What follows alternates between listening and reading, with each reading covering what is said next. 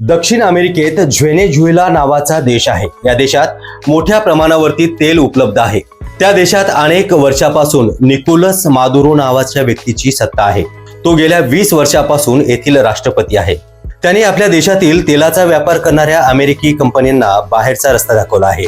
त्या कंपन्यांना या देशातून तेल निर्मितीमुळे मोठा नफा होत होता। त्यानंतर ट्रम्प नावाच्या अमेरिकी राष्ट्राध्यक्षांनी आपल्या देशातील कंपन्यांचा म्हणजेच त्यांच्या मालकांच्या फायद्यासाठी जे पाऊल उचललं आहे ते थरारक उडवणार आहे। एका देशाच्या राष्ट्रपतीला भर मध्यरात्री तो निद्रिस्त असलेल्या बेडरूम मधून जबरदस्त आक्रमण करून त्याचे अपहरण करणे आणि त्याला हातकडी घालून अमेरिकेपर्यंत आणणे ही तर दादागिरीच नव्हे तर डाकूगिरीचाही पराकाष्ठा आहे।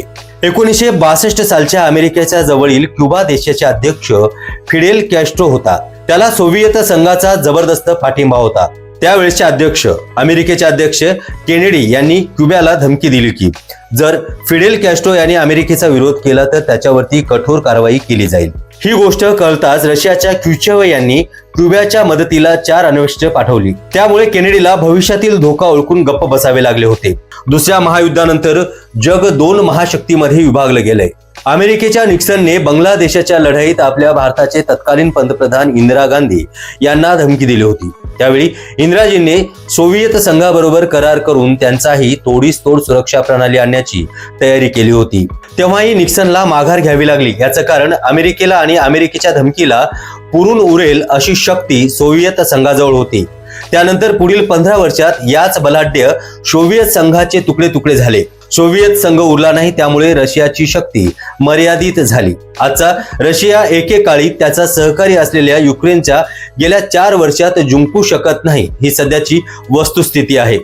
याचा सरळ अर्थ असा आहे की जगात अमेरिका आणि सर्वात शक्तिशाली आहे आणि त्यांना जे वाटेल ते करतील। मध्यंतरी अमेरिकेनं खोटे आरोप करून सुद्दाम हुसेनला मारून टाकलं।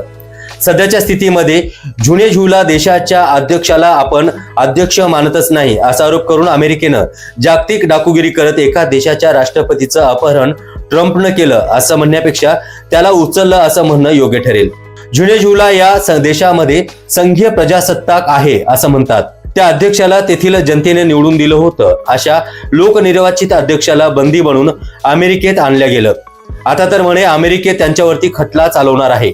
या दरोडेखोरी विरुद्ध जगात अनेक देशांनी टाळाटाळ केली आहे। चीन, रशिया, ब्राझील, ब्रिटन आणि इटली सारख्या इतर देश याबाबत विरोधी सूर काढत आहेत। यातील अनेक राष्ट्र ब्रिक्स नावाच्या संघटनेचे सदस्य आहेत। त्याच ब्रिक्स संघटनेमध्ये भारतीय आहेत। ट्रम्पने केलेल्या या हल्ल्याचे आणि अपहरणाचे अमेरिकेतील कंपन्यांनी समर्थन केलं आहे।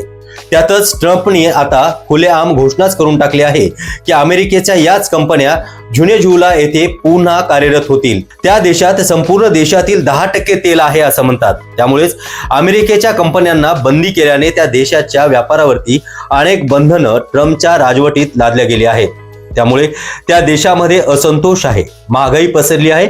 उद्या जगातील बलाढ्य देशांनी असेच केले तर काहीही घडू शकतं। चीन उद्या तैवानमध्ये असेच आक्रमण करून त्यावरती कब्जा करू शकतो। रशिया युक्रेनच्या अध्यक्षाला पकडून नेऊ शकतो। जगात दुसऱ्या महायुद्धानंतर अस्तित्वात आलेल्या युनोला आता कवडीचीही किंमत उरलेली नाही। सध्या जगात अमेरिका बळी आहे आणि बळी तो कानपिळी असा त्याच्या ट्रम्पशाहीतील खाके आहे। जग काय म्हणेल याची चिंता जगाने करावी। आम्ही जे आम्हाला वाटेल ते करू शकतो असं डोनाल्ड ट्रम्पला आता वाटलं आहे।